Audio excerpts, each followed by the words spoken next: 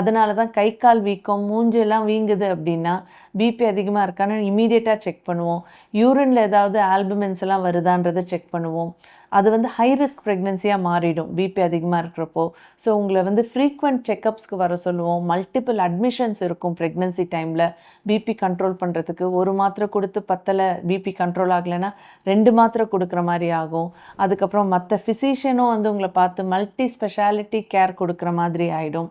அதே மாதிரி bleeding disorders, அதாவது கிளாட்டே ஆகாது. ஒருத்தவங்களுக்கு எங்கேயாவது இங்கே கட் ஆகுதுன்னா ரத்தம் உராயிற தன்மை வந்து கொஞ்சம் கம்மியாயிடும் பிபி அதிகமாக இருக்கிறப்போ. ஸோ நார்மலாக ப்ளீட் ஆகிறது கொஞ்சம் எக்ஸ்ட்ரீமாக ப்ளீட் ஆகிறதுக்கெல்லாம் வாய்ப்பு இருக்குது. வயிற்றுலேயே குழந்தை அந்த ப்ளசண்ட்டாகவும் கொஞ்சம் சடனாக செப்பரேட் ஆகிறதுக்கு வாய்ப்பு இருக்குது. இந்த மாதிரிலாம் ஏகப்பட்ட காம்ப்ளிகேஷன்ஸ் இருக்குது பிபி இன் ப்ரெக்னன்சியில்.